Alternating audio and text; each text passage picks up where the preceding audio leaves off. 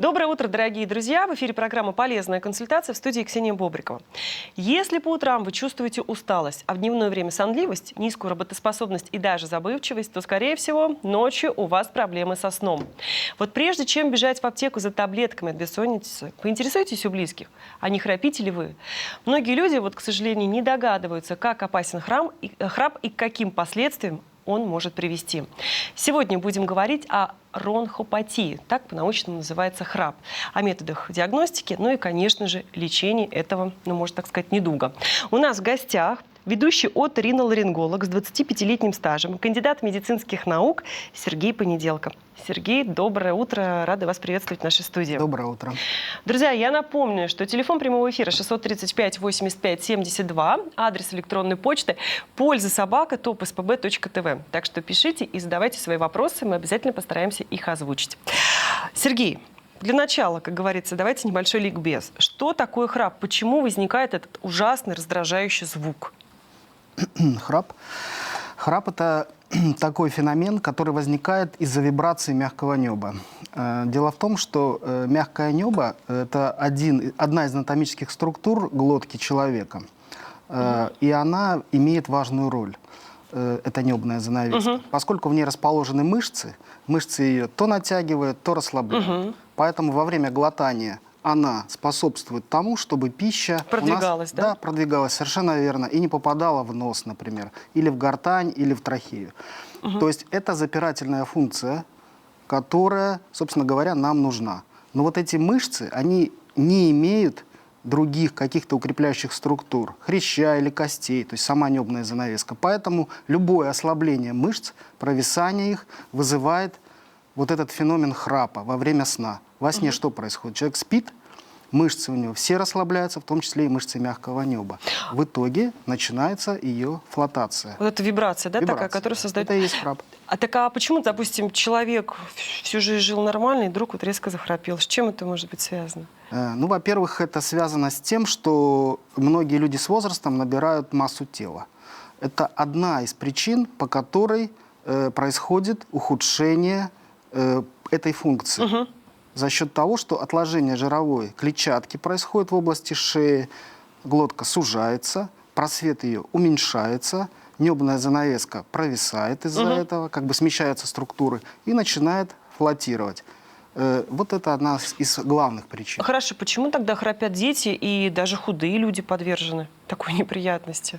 Бывают еще разные анатомические строения, связанные с тем, что, если углубляться дальше, получается, что фронтальный размер зева или глотки, да, он иногда не соответствует той норме, которая должна быть. За счет того, что у нас, допустим, у человека выраженные небные дужки, то есть сужается просвет. Высокий корень языка стоит, поэтому и худые, высокое положение корня языка, поэтому худые тоже могут храпеть. Дети храпят по той причине, что у них зачастую очень выражена гипертрофия небной миндалины или аденоидов. Об этой проблеме многие знают. И, как правило, с возрастом у детей, когда они к 12 годам либо вырастают из этих аденоидов, они уменьшаются, инволюция происходит, да, храп исчезает, либо после операции. А вот есть какая-то, может быть, гендерная статистика, кто чаще подвержен храпу, мужчины или женщины? Да, конечно. В молодом возрасте, относительно с 30 до 60 лет, храпят мужчины однозначно чаще вследствие вот этих анатомических особенностей. Как правило, это гиперстенического телосложения, крупные мужчины богатырского сложения, да, как раз. У них мощная короткая шея, высокое состояние корня языка, вследствие провисания небной занавески больше, они чаще храпят. После 65 лет примерно уравнивается. То есть люди храпят вообще чаще после 60 лет в целом. То есть порядка 60% людей подвержены храпу. До 60 лет в популяции людей примерно около 10% храпит. Но при этом мы еще не знаем, кто храпит, потому что не все могут рассказать. Вот об этом поговорим чуть позже. Спасибо вам за ответ.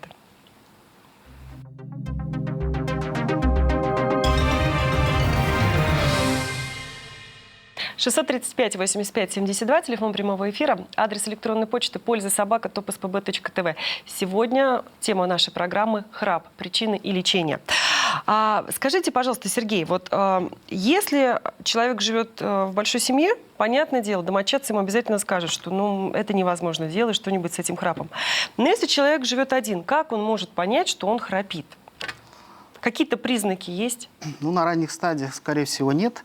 В более поздних стадиях, когда храп становится осложненным, развивается то, о чем вы сказали, синдром обструкции дыхательных путей или СОАС, синдром обструктивного Апноэ, да? апноэ, да, совершенно верно. Тогда, в принципе, появляются признаки того, что человек действительно ночью храпит и имеет остановки дыхания, которые проявляются тем, что утром, например, головная боль, чувство невысыпания, в течение дня сонливость развивается.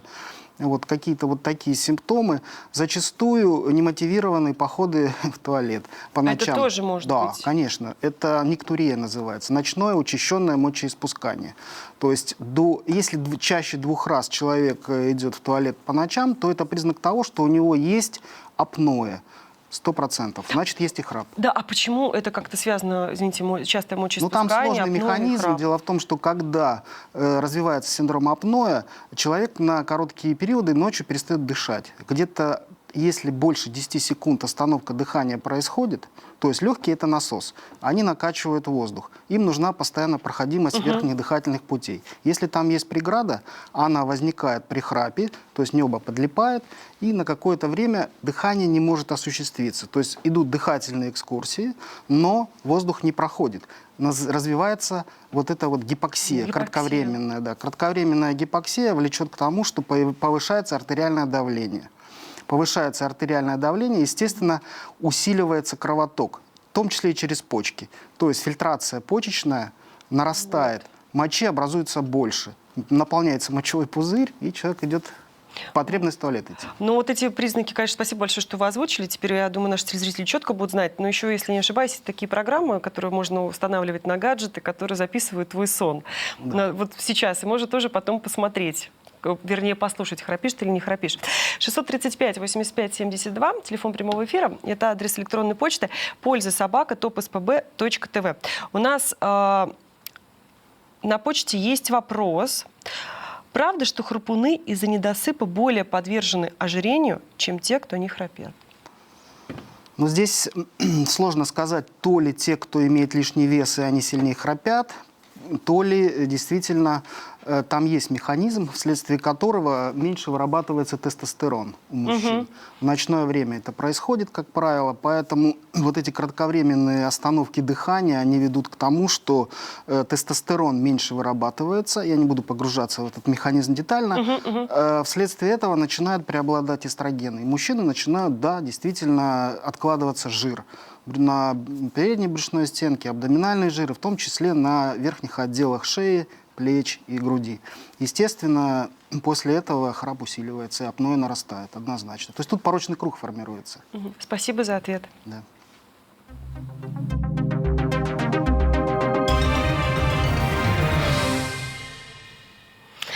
Сергей, а какие обследования проводятся при изучении причин храпа? Вот. Ну, да, что нужно? Да. Что нужно? Обязательно осмотр врача, отоларинголога и сомнолога. Есть к кому важнее к первому попасть? К сомнологу или к оториноларингологу? Здесь пограничное состояние, как всегда. Кому идти, к нейрохирургу, когда спина болит, или к неврологу, да. То есть к кому первому придешь. В принципе, можно идти к отоларингологу смело. Для чего? Потому что храп, естественно, связан с причинами, которые находятся в лор-органах. Поэтому, если мы говорим о дальнейшем все-таки лечении данного заболевания, именно храпа, то это отоларинголог. Если мы говорим про синдром обструктивного апноэ сна, то тяжелыми формами этого заболевания занимаются сомнологи, поскольку там необходимо в первую очередь подготовить дыхательные пути. Каким образом? Ставится та же СИПАП-терапия, да? А поясните, СИПАП-терапия, вот кто вдруг не знает, что это такое? Это маленький компрессор, который одевается в ночное время, и он включается в момент, когда у человека останавливается дыхание. То есть там стоит датчик, он понимает, что пошло разрежение, то есть дыхания нет, И он включается и проталкивает, как бы продавливает мягкое небо, дает человеку Но человек при этом воздух. спит в такой маске, Конечно, да, вообще вот, как в космосе. вот в этой этот маске, прибор. поэтому многие от этого отказываются сразу. Но зато Это многие сложно. говорят, у кого была проблема вот с храпом, в первые дни чувствуют себя, просто летают на крыльях, потому что высыпаются. Конечно, это первая причина, почему человеку плохо. Он не высыпается. Да. А вот смотрите, Сергей, я понимаю, что храп — это не болезнь, да, но тем не менее, вот какая, скажем так, ну, извините, стадия храпа очень опасна уже для здоровья? Ну, допустим, человек вот по какой-то причине не хочет этой проблемой заниматься. Ну, опять же, храп – это все-таки феномен, который идет сопутствующим с проблемой. Основной все-таки синдром обструктивного апноэ сна. Вот тяжелая форма, когда у нас 10 секунд остановка и каждый 10 раз в час. То есть вот такой Это в среднем критерий. сколько, извините, за ночь человек тогда не дышит? 400-500. 400-500 таких остановок. Это можно исследовать. Вот, кстати, опять к методам исследования. Это есть методики, которые позволяют выявить в ночное время количество вот этих остановок дыхания. И это является основным критерием для дальнейшей тактики лечения пациента. Либо СИПАП-терапия, либо совмещение с хирургическим лечением. Как правило, первая, вторая степень апноэ, да, они подвержены хирургическому лечению, то есть коррекция носовых структур, коррекция мягкого неба позволяет улучшить проходимость дыхательных путей и купировать это состояние. Ну, то есть дышать человек становится лучше днем, храпит меньше или вообще перестает храпеть. И, соответственно, все симптомы негативные исчезают. Ну вот о лечении мы еще поговорим более подробно. Польза собака topspb.tv, адрес электронной почты. Знаете, тут есть вопрос, прям написано «Зов души». «Доктор, помогите, не знаю, что делать. Мой молодой человек очень сильно храпит, но категорически не хочет исправлять эту проблему. А недавно заявил, что храп – это признак крепкого сна, а значит, богатырского здоровья. Ну, вот. Я скоро сойду с ума, приписка». Ну, вот здесь сомнение, конечно, что это признак крепкого сна. Может быть, в Мне тоже кажется, начальной что стадии просто это не мешает как-то жить самому источнику храпа, да, молодому человеку. Ну, окружающие, я думаю, да, просто окружающие воют. страдают. Поэтому здесь мы должны немножко разделять, что такое феномен храпа. И, допустим, если он раздражает окружающих, то надо устранить, чтобы было все хорошо, чтобы не развилось в последующем синдром обструктивного апноэ сна. Вот больше чего всегда боятся как раз-таки врачи, да, сомнологи. как раз тяжелая форма, она способствует тому, что бывает внезапная ночная смерть, инфаркты, инсульты. То есть это все связано с тем, что артериальная гипертензия развивается подспудно. То есть у людей во время остановок дыхания во сне при тяжелой форме обструктивного апноэ сна поднимается давление до 200 миллиметров ртутного столба. То есть это очень высоко. Ну, так Кратковременно. это же, извините, может... Это вредно, да. Почему и мочеиспускание мы уже разобрали чаще, почему и нарастает головная боль с утра, потому что, опять же, артериальное давление высокое. То есть если таким людям померить утром давление, оно будет высоким. На почте вот тоже был такой вопрос. Что скажете по поводу ортопедической подушки? Ну, к примеру, вот если поменять то, что мы подкладываем под голову, может быть, тоже как-то поможет, Да. разгрузит мышцы? По поводу храпа, это нужно все эти методы использовать однозначно, да и апноэ тоже. Поскольку повышение, подъем головного конца над поверхностью горизонтальной уменьшает прилегание мягкого неба за счет силы тяжести. То есть мы как бы выравниваем головной конец, мягкое небо не так подлипает, и меньше идет вот это обструктивное воздействие. Поэтому изменение положения тела, вплоть до того, что есть еще такие способы, может, даже читали, одевают маечку с кармашком на спине, и туда мячик кладут теннисный. Человек не может спать на спине, переворачивается на бок, вот, перестает храпеть. И таким образом он привыкает к тому, что ему на спине спать нельзя. И он спит на боку, и это уменьшает храп. То есть и такие способы тоже есть. Ну, наверное, такой способ более гуманный, нежели когда кто-то вот из близких начинает толкать, потому что человек же просыпается, это опять недосып, это опять да, вот, как это бы, всё да, плохо. прерванный сон. Сергей, мы сейчас вместе с нашими телезрителями сделаем небольшую паузу, а потом опять вернемся в студию и продолжим наш разговор. Друзья, не переключайтесь.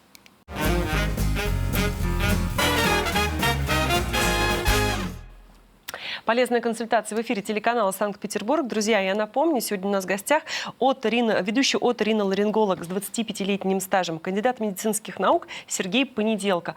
А говорим мы о храпе, о причинах и лечении. Телефон прямого эфира 635-85-72, адрес электронной почты пользасобака@topspb.tv. Сергей, если вы не против, хотелось бы вернуться опять к теме именно хирургического лечения храпа. Ну, лечение просто храпа. Скажите, какие методики существуют? Какая, на ваш взгляд, самая такая, ну, которая помогает избавиться от этого недуга? И какой потом процесс реабилитации после всех манипуляций? Ну, основная методика направлена на восстановление проходимости дыхательных путей, как полости носа, так и полости глотки. Во-первых, это, конечно, увулопластика. Вот. Если есть увеличение миндалин глоточных, да, то проводится тонзиллэктомия. То есть удаление миндалин? Да, удаление. Определенным образом сшиваются дужечки, да, после удаления, что позволяет увеличить в ширину просвет горла и, в общем-то, позволить лучше проходить воздуху. И самое главное, когда мы наносим разрезы на мягком небе с помощью лазера, да, лазера или другой методики, мы используем и лазер, и радиоволновые, электрохирургические методы, то возникает локальное рубцевание в месте разрезов мышц мягкого неба. И там формируются плотные тяжки, тяжи, которые не позволяют провисать мышцам. То есть мы как бы укрепляем небо, создаем каркас. А вот как быстро вот процесс реабилитации проходит? Вот человек пришел с такой проблемой. Как он сможет вернуться, можно сказать, к обычной жизни и, извините, нормально есть и пить? Ну, провокационный вопрос. На самом деле, кто сталкивался или читал, тот знает, что, конечно, все эти вещи, они болят. То есть после операции... Без операции никак. Да, болевой синдром, но здесь особенно он проявляется, поскольку глотательные движения нам невозможно остановить, нужно дышать, нужно пить. Слюну опять же сглатывать. Да, слюну сглатывать, говорить. Вот, все это вызывает болевые ощущения. То есть примерно эффект боли сохраняется в течение 5, 6, 7 дней вот, в среднем. Потом боль уходит, и храп также постепенно тоже уходит. Где-то через 2 недели после операции, 3 максимум, начинает исчезать храп. То есть мы не ожидаем, что в первый же день после операции произойдет исчезновение храпа. Поскольку небо отекает после операции. Соответственно, просвет сужается. Да, просвет из-за отека сужается, и человек, конечно, храпит. То есть мы всегда говорим пациентам, что ждем эффекта через 21 день. Это время формирования рубца в организме. Все. Но зато потом какие будут ночи? Да, нормальный сон. Абсолютно. Самое главное. Меняется все. И, Качество конечно, жизни. да, конечно, еще нельзя забывать о том, что есть проблемы и с носом у таких людей. Известно, что 2/3 пациентов с храпом, они имеют нарушение носового дыхания. То есть это искривленная носовая перегородка, полипы в носу. Вот у детей мы уже коснулись аденоиды, вазомоторный ринит. Поэтому, конечно, надо в сочетании это все оценивать. Делать исследования, эндоскопической полости носа, мы видим эти изменения и рекомендуем пациентам одновременно сделать эти 2 операции, тогда и нос... Ну, за один раз сразу все. Да, за один наркоз. Совершенно верно. Спасибо за ответ.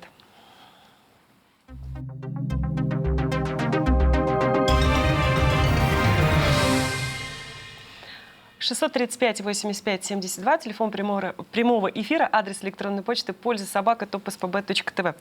Сергей, вот мы только что сказали про операцию. Простите, такой дилетантский вопрос. Вот после того, как все проведено, прошел 21 день, человек прекратил храпеть, впоследствии может опять вот это небо опуститься? Или эта операция раз и навсегда? Операция, скорее всего, раз и навсегда, поскольку рубцы, как мы знаем, они не рассасываются. Да, не рассасываются. Да. То есть они сохраняются, и, соответственно, они держат мышечный каркас. Тем более перегородка носа, если мы говорим про нос. Да, исправлена. Поэтому вариантов к тому, чтобы храп вернулся в той же степени или появилось апноэ, нет. Если человек, конечно, не будет активно набирать вес. Это о чем мы говорили, что вес это просто бич. Да, то есть это проблема, тогда могут быть некие возвраты, но все равно не в той степени, в которой они были. И коррекция веса, она тут же все вернет как бы к исходному хорошему результату. А, к примеру, вот если хирургического лечения не требуется, вот скажите, допустим, капы, клипсы для носа, вот такие поддерживающие повязки, помогут человеку не храпеть? Да, это все входит в комплекс, мы уже об этом говорили, и подушки, и капы, да, особенно при особенностях строения зубочелюстного аппарата, то есть когда западает челюсть немножко назад, мышцы расслабляются, вот, и корень языка поднимается, вот этот механизм усиливает и апноэ, и храп. Тогда капа позволит выровнять и убрать западение челюсти. И тогда, вот я все понимаю и с подушками, и с капами, но я не совсем понимаю, как вот эта клипса, вот если не ошибаюсь, она куда-то сюда надевается, может помочь от храпа. Ну, про клипсу ничего Да? не могу сказать. Я думаю, что это плацебо какое-то. Хорошо, а вот для поддержания подбородка, допустим, вот эти монтажи помогают или не помогают? Или это Ну, тоже... это тоже все в район челюсти, да, то есть оттуда. Польза собака toppspb.tv. У нас есть вопрос на электронной почте. Катерина пишет, читала, что существуют таблетки от храпа. Что скажете? Ну, я сомневаюсь, что они есть. Наверное, какие-то препараты, возможно, разрабатывают, но я думаю, что основные таблетки, которые могли бы помочь, это те препараты, которые снижают вес. Вот это точно помогло бы уменьшить храп. А вот прямого действия таблеток, ну, не знаю. Можно, конечно, принимать антигистаминные препараты, они в целом отек уменьшают отек. То есть, но если причина не в аллергии, то какой смысл? Ну нет, там дело-то еще в чем, что язычок постоянно травмируется, а корень языка, язычок мягкого неба, он отекает, увеличивается в размере. Конечно, если принимать антигистаминные, то, в принципе, отек будет уменьшаться, и в какой-то мере мы увидим эффект, наверное. Я не пробовал, честно. Еще есть такой интересный вопрос от Марины. Есть ли какие-то упражнения, которые помогут укрепить дыхательный аппарат и уберут причину возникновения храпа? Да, упражнения эти есть, могу даже показать. Да, с радостью. То есть просто берете, зажимаете нос и с закрытым ртом делаете несколько вдохов. То есть вы ощущаете как бы вакуум внутри носоглотки. Эти упражнения, не надо с ними, конечно, переусердствовать особо, чтобы не вызвать негативных эффектов, в частности, повышения внутричерепного давления. Но 15-20 таких вдохов в день будет достаточно для того, чтобы как-то небо немножечко... Вот.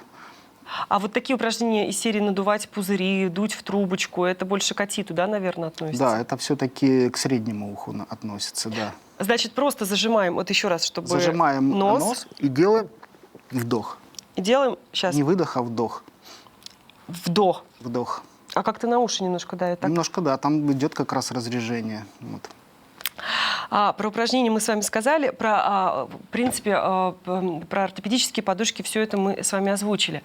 А вот мне бы хотелось бы еще раз заострить внимание, потому что я уверена 100%, что есть зрители, которые все-таки к храпу относятся. Ну так, поверхностно, ничего страшного. Давайте еще раз напомним нашим телезрителям, почему храп так опасен. Почему самая главная вот проблема как раз-таки на сердце и с легкими. Да. Храп опасен, потому что он сопровождается синдромом обструктивного апноэ сна. То есть в период сна у храпящих людей происходят остановки дыхания.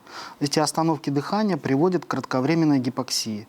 Эта гипоксия вызывает активацию дыхательного центра, то есть накопление углекислого газа, гипоксия. Не кислород, а гипоксия. Углекислого газа в крови.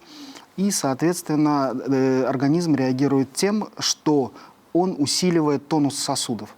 Сосуды начинают сильнее сжиматься и проталкивать кровь для того, чтобы компенсировать те потери кислорода для внутренних органов. Мы уже говорили про почки, усиливается кровоток. Да.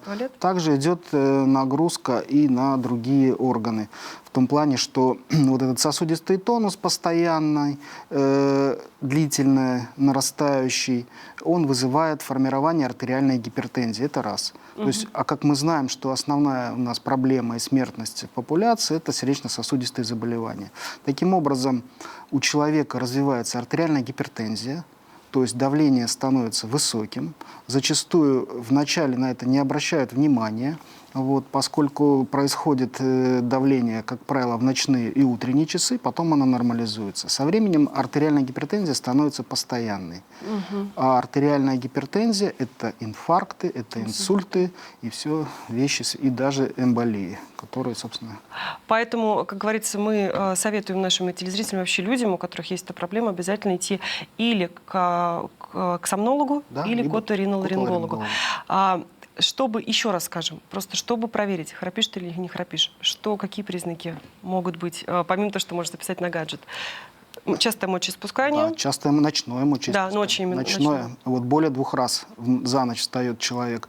Это утренняя усталость, чувство, что человек не отдохнул, сонливость в дневные часы, утренняя головная боль, соответственно, сухость во рту с утра. То есть ощущения болезненности в горле могут быть за счет того, что язычок травмируется и создает потом болевой синдром. Ну, вот это основные. Потливость бывает повышенная. Раздражительность. Раздражительность, да, усталость совершенно верно. постоянно. То есть синдром Пиквика такой. Пиквика, да? Да. Спасибо вам большое, друзья. И я напомню, сегодня у нас в гостях был ведущий оториноларинголог с 25-летним стажем, кандидат медицинских наук Сергей Понеделко. Большое вам спасибо. Еще раз напоминаем, что с храпом не затягивайте, лучше всегда обратиться или к оториноларингологу, или сомнологу. Друзья, эфир телеканала «Санкт-Петербург» продолжается. Впереди много интересного. Не переключайтесь.